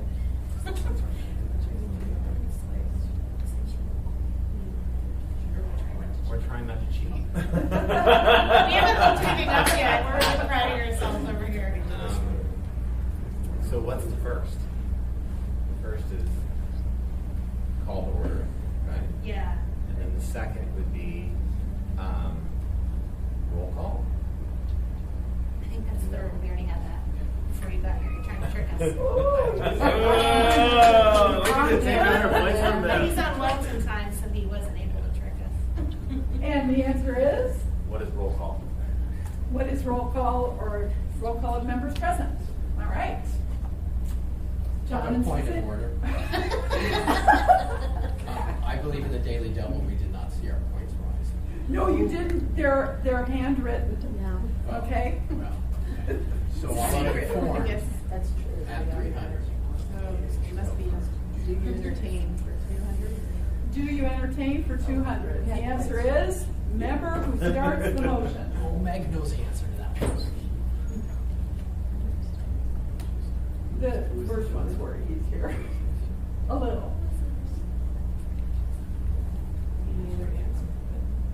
Who was the mover? The answer is who is the maker or mover of the motion? Okay? Okay, Christopher and Pete. Commonly used phrases for 100. And the answer is a basic technique to get business before the body using I move.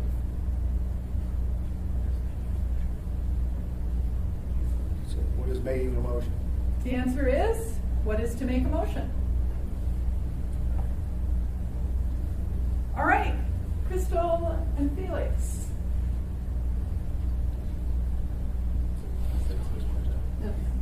The agenda for 100. The agenda for 100. The smaller one might be the hard. The first order of business. Yeah. What is to call to order? What is the call to order? All right. Back to Cameron and Austin. Do you entertain for 100, please? The answer is basic technique used to place business before the body. I feel like he's. I know it. Yeah. I told you it was really easy.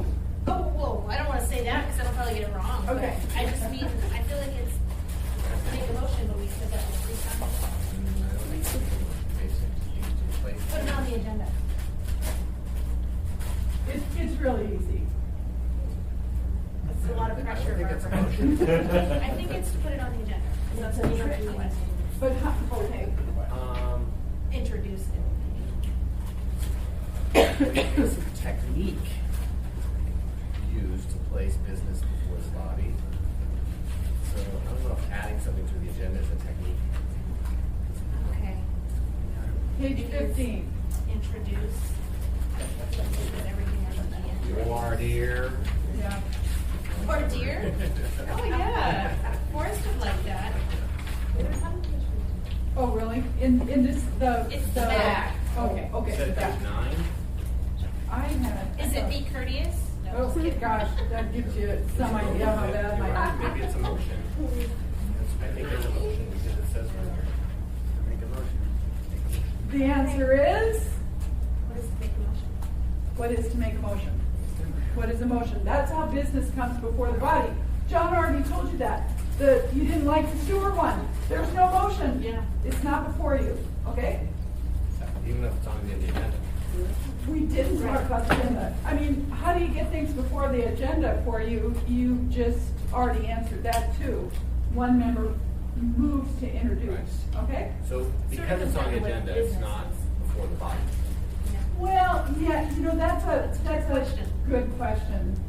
Typically what Robert's Rules is talking about is the agenda in Robert's Rules is call to order, roll call, Right. minutes, reports, new business, old business, adjourn, right? So that's So- true. It's not really before the body. Business Exactly. Until the motion is made. Yeah, okay, Barbara, hold on.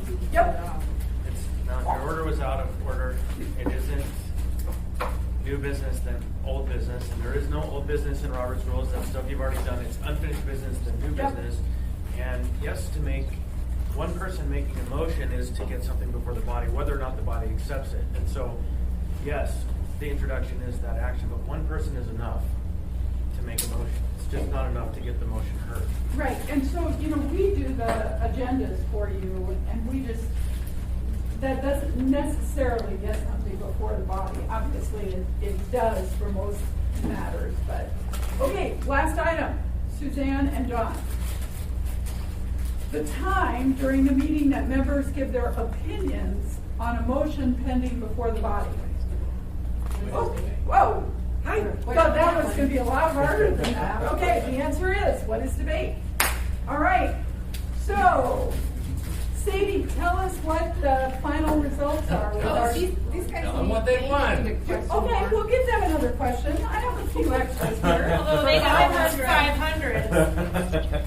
All right. What about the daily doubles? Good. Here, I'm going to Just give added them in how you them did, a right? daily double so they can catch up. Wait, But, well, there's that. What? Just a second. We gotta do. It's our turn first, Barbara. Yep, I'm going to find one of you guys. Yeah. Write it down. What's that? What is the speed of light? 186,000 miles a second. Square. That's it, not more precise. 100 square. What motion do you use to delay action on an item to a future meeting? Motion to postpone to a time specific. Oh, I did that wrong. So I gave you the answer and you gave me the question. So that is correct. So we'll give them, should we give them an extra 100 points for that?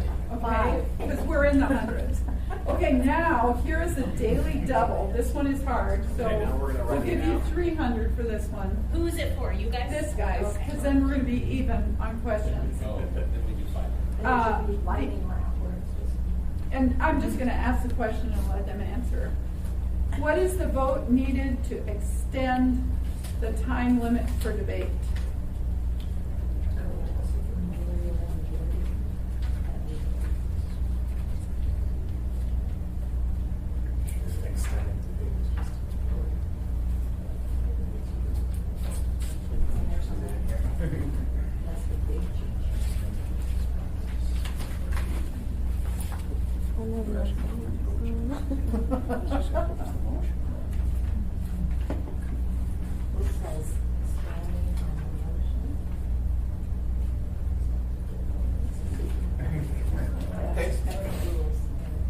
The answer is? Supermajority. What is the supermajority or 2/3? Christopher already told you the reason for that. Do you know why is the motion to extend debate? Why does it require a supermajority or 2/3? That you're suspending the rules. Any motion that affects the rights of individuals, either the members or the public, requires 2/3 Wish or a Brent super. were here for that. She was like that. Oh. So that almost seems like individual rental. a reverse with that one, because if you don't extend, you're essentially cutting it off. So you need more people to agree than to allow people to talk. Well, so let's talk about debate. So this is going to go back to Cameron's issue. Public testimony goes until they're done. Or there's a couple of rules in the code that say you can cut off debate if you've got a deadline, a budget, something like that, all right? But that's public testimony. Debate is you. It's you debating an issue. The code says you have 1 hour to debate. So what Cameron is saying is just vote. Vote or postpone. Take some action. So that's what the code is saying. That's your duty. And so to extend debate, which takes up the rights of those people that Cameron said aren't talking, maybe, it requires 2/3. It requires a supermajority because you're suspending the rules. The rule is 1 hour. And I don't like being there till midnight every other Tuesday. So the assumption, and this is what's interesting, the assumption, to me it's interesting, is that if it's on the agenda, right, if it's something that we are planning to take up on that agenda, then we are intending to vote on it. Right? There is an intention to make a decision on that item. And so to not vote on that item would be a change of direction. So that if I'm a person from the public or I'm a member, the assumption is we're going to work through whatever we need to work through to ultimately make a decision about that item. That's my assumption because it's there. Is that correct or not? I think that's reasonably correct. I think, remember, you can postpone it. Right. I mean, there's actions you can and do. those are but the a assumption, majority. Right. Just a majority. You can approve it. That's the majority. You can turn it down, which is just a majority. Right. I mean, because we've had things like, well, just want to let everybody know that we're likely not going to take action on this tonight, right? And it's like it's definitely this feeling of like when who decided that? What's going on? Because I've been preparing for days for this, or I'm a community member and I've written up all of my stuff, and I'm here because it's on the agenda, and so that's the thing. I think the assumption is we are going to take an action on it unless something changes, and then you come and you say, because of these reasons, we're not going to take action today or whatever. So typically, I think Felix is really good at that, and typically what Felix says is, it is the intent of the sponsor to postpone this. I have not heard Felix say it's the intent of the body, because You don't know yet. Exactly. Until we vote on it, right. So I think that that's fair, though, for him to say that it's the intent of the sponsor to Right. postpone Yeah. this. My only point, I'll just make it really clear, Yeah. I think it's reasonable to say if it's on our agenda, the intention is to take action on it, and if that may change, but if it's on our agenda, then our intention is to take action. And did you know, John, I already know what John is going to say, and I think his point is valid, and we really need to we really need to be careful about saying that the intent is to postpone, because people don't testify then, right? Well, I would say, I mean, I do feel that. But Yeah. instead of saying it's intent of the sponsor to postpone, but they can't. It's the intent of the sponsor to request to postpone. Yeah, that's That would true. be more realistic. Because I think when the public hears, oh, sponsor postpone, oh, then it's postponed. And then they don't leave. know. They haven't Yeah. played this game. Yeah. Okay. I've been thinking about that a lot too, because when we review our agenda, I remember when I first started, I would spend all this time on things and then get to the meeting and it was like, oh, we're postponing that? I didn't know that. And so I know the public was for that too. Now I look at the agenda and go like, oh, 2-member district, I saw that they introduced a charter amendment, they must be letting those die. And so I can figure it out usually, but the public can't. And so I've been thinking like, God, it would be nice to just have a little asterisk that says, the sponsor has indicated his or her intent to move to postpone. You know, we will still be accepting public testimony in either case, or something that indicates to the public, like, you can still show up, but it might also happen at a later date. I mean, some people like change trips and stuff to do that. So Did you know we do maybe we could put that on. I don't know if it's doable, but we do clerk's notes on the agenda, and working through the chair and the vice chair, we can include those. But remember, the agenda's been published for 10 days.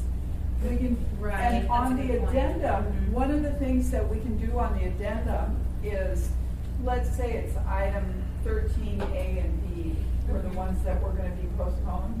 Well, we can publish an addendum that says 13A, print it, and say clerk's note is the intent of the blah, blah, blah, blah, blah. because then We you're can not say promising that. anything, and you're not discouraging the public if you say things. So the biggest thing here is I need to know those things, and sometimes I don't know the intent of a member to postpone an item Yeah. until right before the Right. meeting. Well, and this isn't a criticism of you. It's actually a request that Right. if that is our intent as the sponsors to communicate that to each other and to the public. Well, what's the process and Yeah. how But it means I think that? John's right, though, that the best thing to I do. love that John hasn't said anything. The best thing to do if we He's loving publish the this. hearing is to have the hearing and then let the process define itself.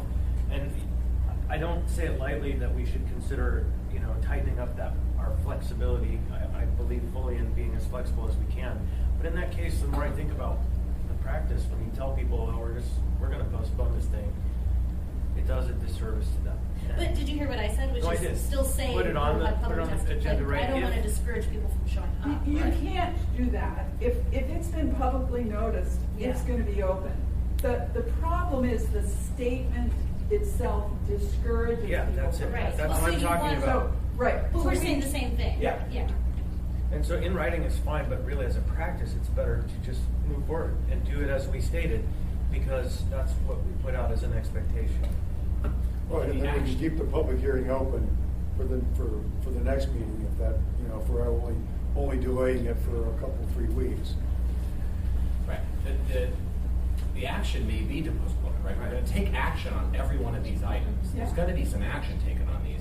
And I think that this idea of kind of preempting it, I don't know what other people are interested in. So you may want to introduce a postponement. I don't want to do that. And so we have to bring these items up and have the opportunity to have action being taken on them. And so I think that's the piece. What happens is when before the action happens, when someone says, well, we're just going to move this, that preempts even the body's ability to say, wait a minute, who decided that? You can't make decisions as individuals, right?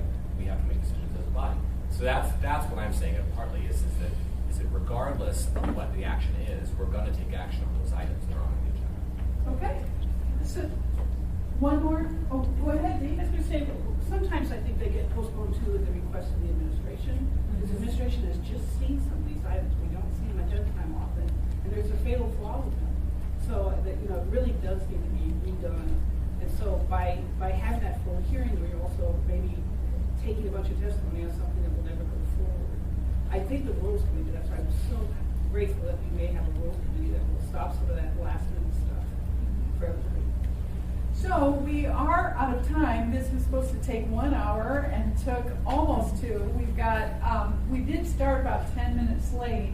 And I do think we have a couple of 2 things left to do. We have to have We this have to whole- move we to have to extend do the this. meeting. Let's move to extend the I'd like to meeting. move to extend the meeting Some by of us 10 have minutes. at 12:30, so. By 10 minutes? Is that That'll be appropriate? fine. Second. Okay. Oh, Any sure. Is objection? there any objections? Sorry, I'm so sure. Okay, seeing none, the meeting is extended. Okay, so we need to say who the winner is. So, Sadie, do you have a winner? The winner is Pete and Christopher. Of course, we expect great things. And Austin and Cameron were at 19. Wow. And so Chris, and then who was second? We've got Crystal, Felix, and Dean, and we were then tied. John, Meg, and Suzanne tied for second. Wow. So I think you guys you started out and asked those. We used the 100. Yes, We learned. yeah. But, yeah, we've learned now. Yeah, okay. Just a question, So- we got last place. Thanks, everybody, for participating in that. It was really fun. Obviously, the clerk's office has fun doing that. And I think, Mr. Chair, Yeah, should we clap? that was the first thing was the score, and I think the second One thing minute. was Dee Ennis wanted to speak to you.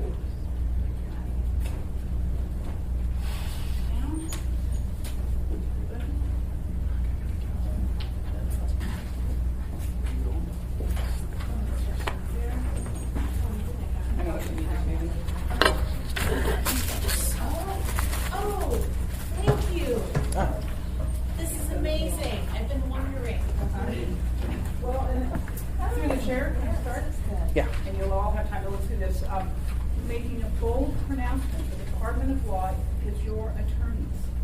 And I think that keeps getting lost. I hear a lot of conversations about resources. Any one of you can come directly to the Department of Law. The Department of Law attorneys are skilled in confidentiality and conflict issues. By charter, the Department of Law represents the, quote, municipality. That is the assembly and the administration. So, and there are many of you who do come to us regularly. Chris has been up 3 times. Boris has been up 3 times in the last couple of weeks. So you do not have to go directly through Dean, or you can do both. Now, ask Dean if his feelings will be hurt if you want to do a major code rewrite and you come to us first. So, Will they? huh? They'll get Will to they, sleep. Dean? Yes. No, not at all. And Dean tries to get stuff up to us as much as possible. Again, we're working on a method that Dean and I think we'll probably involve Felix and Barbara about how to sort of share more of the assignments.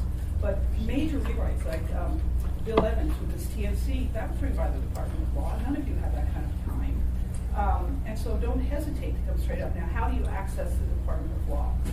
Generally through me. I've given you some of the areas of expertise. Just the first 3 or 4 attorneys with 100 years of expertise. We have a lot of second career attorneys. I'm 30 years. Ralph is 40 years. So you have this incredible expertise. I actually, I put this list together. Something comes into me, I'm going to go right to one of those people generally. You can do emails, you can do whatever. Don't hesitate to come upstairs. But especially at any time during a project. Chris, I think, is a master at coming up and saying, well, Dee, this is my idea. What do you think? And I'll say, well, I think here's the problem here. You need to think more about this. So then he goes back out and marshals some more thinking and comes back to me. So, just don't hesitate. These large projects, there's no way that you can do all of that. Dean and I work together all the time, seeing how you poached him from our department. By the way. Watch out. We're happy we did. So anyway, he asked for our help a lot, but one of the things I will say what I see is sometimes it's at the beginning of a project, and then that's perfect, because if you come up at the beginning of the project, I will give you an attorney. So this attorney is going to work with you on this project. But what's happening a lot is we're getting these things 2 or 3 days before an addendum or a case deadline. We're not helpful on. I mean, sometimes we are, but not particularly. Mostly it's saying, stop! Well, that's just fair to you. Yeah, I mean, that's I mean, not everybody a has, good method. but then we're not really helping. So it is much better at the beginning. I was surprised to know that you all didn't even know what each other were working on because of this confidentiality issue. Yep. I just don't think exists a lot. I mean, so we're going to figure out a checklist or something. When people come to me, they tell me very bluntly, we don't want the administration to know. Fine. And again, it's at my level and down. Usually, Becky, I don't involve unless I need to. But I mean, she's a trained attorney. She knows how to keep confidence. But it goes in at the beginning of the project. And we'll help you all the way through, and you'll find out there may be 2 or 3 attorneys that assist you as things move. And then writing. We have the drafts people to do that along with Dean. Myself, another one, we will help you write the whole thing. So anyway, I just want to really emphasize that use that resource. It's there. This group, you have a lot of new people. You have the last 3, the current few new people, and then the last set are not using the Department of Law like past assemblies have. And by the way, this whole Assembly Council, has a long history of how that happened. The intent was never to cut you off from the Department of Law. And Dean and I work all the time. We go out to dinner together. We go over your stuff at dinner time. But to try to avoid that last minute. And by the way, the departments do that to us all the time. They, everything we get, they have case deadlines, and it's like the day before. But we're trying to be strict with them sometimes. That's not going to go on time. One of the things that is very difficult is when we see things at the last minute. And so then you end up having 3 work sessions because they really did have problems to begin with. Any way you can get that to us sooner than later, I think it's very, very helpful. And again, I just love the rules and the idea. Because we're there to help you. Department of Law, we know everything that's going on in the city. We're touching all sorts of things. We have for 10 or 12 years. So we know who can help you, who are the people, which departments can you go to. I would assume sometimes you feel uncomfortable just calling up the director of planning and asking him a question. John. Okay, so anyway, just really invite you, use that as a resource. It's not being effectively used at this point in time. Thank Okay. you. Thank you. Do you have Thanks a couple? for this list. I think I have a couple questions or comments. I would like to add, so I get projects with each of you, and I do an individual seminar who has a project of their own that's confidential until they want to share it. I don't go and make sure this, but I do decide sometimes these areas of expertise in the Department of Law may be helpful from time to time. I do send it to the ask can I get your input on these, or we're still in that umbrella of go through 20 for the one time. So I can use that. It's been very helpful. We have a good relationship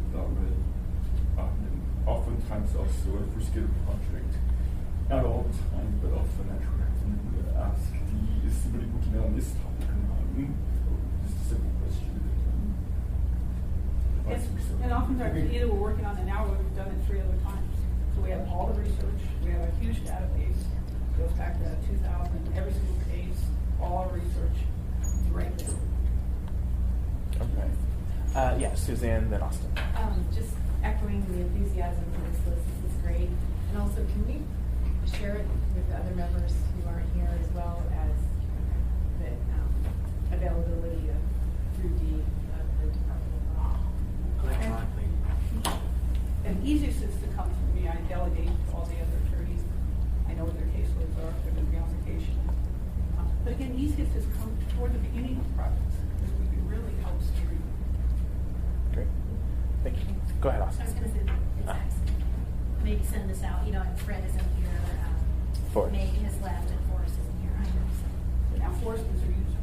He comes up He's to a us. Our user. I think the only attorneys should come. Yeah. Yeah. What's wrong with me then? I haven't been out there at all.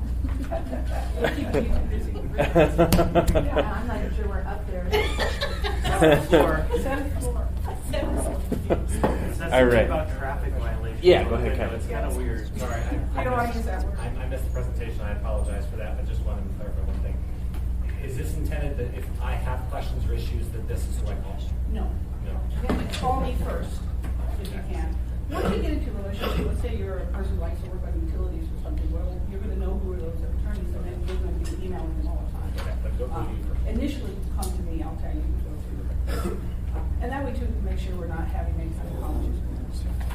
And Cameron, I don't know if you were here. This is to help in crafting legislation, not just going to Dean. There are other resources. Oh, right. Substantially. Yeah. Some of our most prolific, your most prolific members have just used Department of Law for every single thing. They just pump it out. And Bill Evans did a great example of that. This makes me feel a lot better, actually. I was wondering how some people have been able to pump out that volume. Yeah. There we go.